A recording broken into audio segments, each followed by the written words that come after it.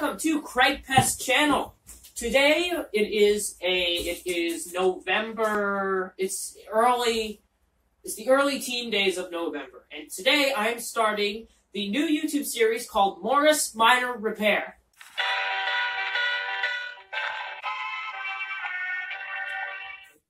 I have a set now, and this isn't just for this series actually. This is how my high-effort videos are going to be filmed now in this very echoey office. I have a set, and, well, we're going to start this series. And the first episode we're going to do is actually I'm going to put the car in the garage for this series, okay?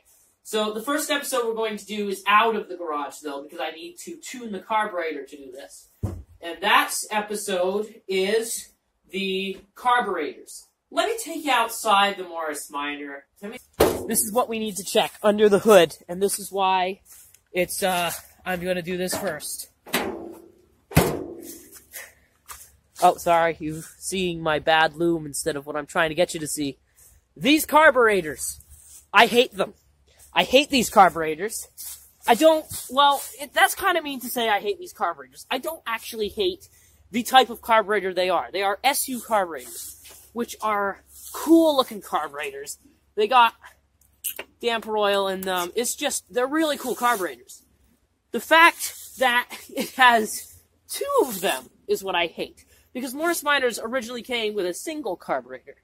This one has two, and I don't like that. So I'm going to be changing... Sorry, the chrome on my headlight changed off. I'm going to be changing these two carburetors for the single carburetor setup that this car originally came with. Now I'm going to show you the manifold and carburetor that I have acquired to fix this. So this is the manifold. Get it off the wall here. This is the manifold I have acquired. It is a single carburetor 948/1098cc Morris Minor manifold, and this is what I'm going to be using. This cost me like $50. That is expensive. And, yeah, this is the manifold. It's actually incredibly small. I don't know if you can see it on the set. I think you can, because of the way I have the camera set up. But this is an intake manifold to a Volkswagen Beetle. Look how much smaller this Morris Minor manifold is compared. This is the intake and exhaust manifold. This is just the Volkswagen Beetle intake manifold. Look how much smaller this is compared to this. Now, to go with the manifold, I have a carburetor. Here is my carburetor. This is an SU carburetor single from a 1970 Morris Minor that a wonderful guy by the name of David White let me buy this from him because I'm trying to fix this. He's parting out his Morris Minor. So I got this, and I got a couple other parts that are already on the car. So this one, it doesn't have any oil in it yet right now. I'm going to put oil in it. And I broke the float bolt open through the top here. I just broke it open to see what it looked like inside. It was actually pretty clean. So this is probably a good carburetor.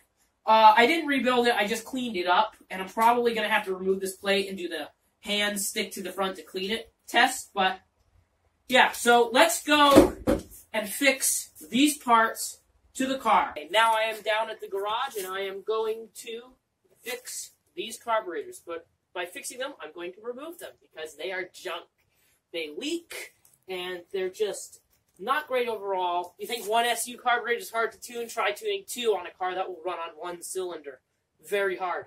So I'm going to remove these now. It just seems to be 4 bolts, but what's worrying me is these two on the bottom. There's 2 bolts per... Hold on, I can get a carburetor, actually. There's 2 bolts per carburetor, and this one I have a feeling may be hard to get off. So, but we're going to check it anyway. I have the manifolds here, and we're just going to try removing these quickly, and then after that, we're going to try to remove the very, very hard-to-remove exhaust clamp on these. Because they couldn't make it like an MG Midgets where it's just 3 bolts. They had to make it a clamp that's very hard to access. I'm thinking the carburetors off may be easier to access. Okay, so we're going to have handheld camera time. So, as I suspected, the bolts at the bottom here, you see this bolt? I'll have a circle around it. That bolt is impossible to get a socket on. And my wrench is just a little bit too big. It's just the right size, but just a little bit too big. Okay, so now I gotta get the accelerator cable. There it is. What was that? That was my linkage for what I believe to be, yes, that was the choke linkage. I'm just gonna take it off as a unit.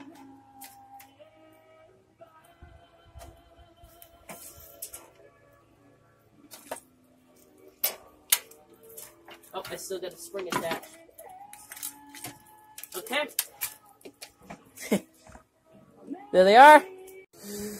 Okay, now let's get rid of these weird rubber stops, I'm assuming they are. I'm probably going to use one. Oh, they're not rubber. Whoops. They are metal. That's cool. I always thought these things were rubber. There's the exhaust. It's carbony as ever because this thing runs rich with those carburetors that were on there. Won't anymore, I think. Okay, I want to hear what this thing sounds like with no exhaust on it. I just want to hear it just a little bit, see how loud it is.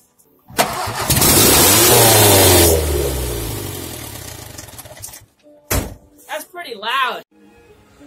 Okay, now it's time to remove the manifold on this. And let's hope the years of oil from the leaky valve cover have created anti-seize. Okay, so I was expecting this to be stuck on here, but it's actually not at all. It's actually pretty good. Look at that. Look at that. That's pretty neat, yeah. Here it is.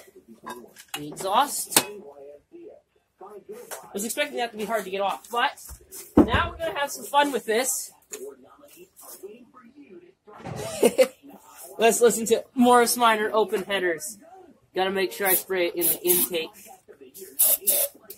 Let's have fun with this. That's pretty loud.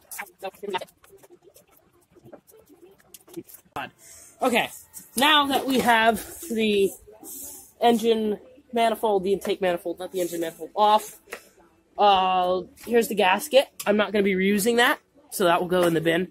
So let's get our new manifold. Here it is. I'm going to have to transfer the bolts from that one into this one. So let me do that. Oh, that took way longer than it should have, but I have them in. And if you're wondering why they're the rusty ones instead of the good ones wouldn't come out. So, so let's put this on. We have, luckily, 3 studs have remained in there. So if I can just get those. Oh, I see. I'm going to have to put another bolt in. But, oh, I can't even do that yet anyway. Without the gasket. Okay, I thought that was going to take a while to line up, but it didn't. So, let's bolt it down and hope for the best. Okay, the manifold is in place, and now we have to start the carburetor. So, we have a couple things. We have gaskets. Gaskets. So what we're going to do, is how it's done. One gasket. Then the spacer. Then another gasket. That one's got a little bit of a rip at the bottom, but that shouldn't affect the vacuum. And then the carburetor. It goes on like this. Bolts look a little bit like they'd be a problem, but that's how it goes together. Now I'm going to take a break. Okay, I just got back from my break, and I'm glad I took a break, or else I wouldn't have had time to think on how to do this. So, I made a couple errors just now that I'm going to correct. Number 1, this doesn't go on yet. There. Because this has to go on. I have to put this on first, so all the springs and everything can connect. So I'm going to cut this in half and drill a couple extra holes for the springs to connect. And then that goes on with another gasket on top, then the spacer, then the gasket, and then the carburetor. And before I do any of that, I'm going to put the exhaust on. Because if you've not worked on a Morris Minor exhaust, you have no idea how hard that clamp is to get on and off. It's excruciatingly hard. So I'll cut back to you when I have all this stuff cut and ready to go on. So I'm back. I have the plate. The exhaust is attached. Now, if you're wondering why I cut the plate like this, that holds the throttle cable. So the layers is manifold, gasket, plate, gasket, spacer, no, gasket, carburetor. Let's put it all together. Okay, I'm sorry about the light change, but oh, I just dropped my phone. I have everything set up now. It is, gotta see what time it is. 5:00 p.m. This is how dark it is. Yes. So, we have everything set up. We're gonna try all the carburetor features. So we're gonna try choke and throttle. Let's move this zip tie out of the way so we can see if the, oh, come on. So we can see if the choke is working or not. So, without further ado, let's check this. Throttle. Oh, I never put the spring on. I think the throttle worked. The choke. Choke works. Okay. Now let's hook everything back up, all the springs, and see if she'll run. So, we have all the linkages connected with springs now, so she'll actually auto-return pretty well. And, yeah. Let's see if it'll run. So, I'm gonna connect the fuel, like right now, actually. Let's do that. It's right here. Let's just connect. We did start leaking out the float vent, but we are filled with fuel. Everything, sorry about the reflecting off the license plate, but everything in the carburetor section is done. Right now, I just hooked up all the linkages, fixed the fuel pump a little bit, the electric one I have in here. Now, I'm going to put some oil in the carburetor and test it out. Okay, I just put some oil in the carburetor. I'm going to have to put an air cleaner on it, but let's check this out. Let's see how it runs.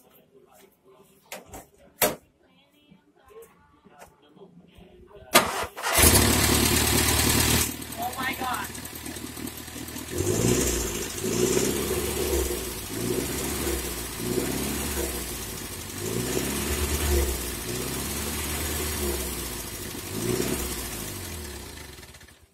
That is incredible. I never knew how smooth an A-Series could run. That's incredible. This car has never run like that before. It's actually been all over the place. It's actually running really nice. I'm going to take this thing for a test drive, but thank you for watching. The next episode, we should be tackling some rust. The car should be in the garage. That will be sometime in the next 2 weeks, as I enjoy this car with the one carburetor. It's good. I'm going to get an air filter on here and take this thing for a test drive. Thanks for watching.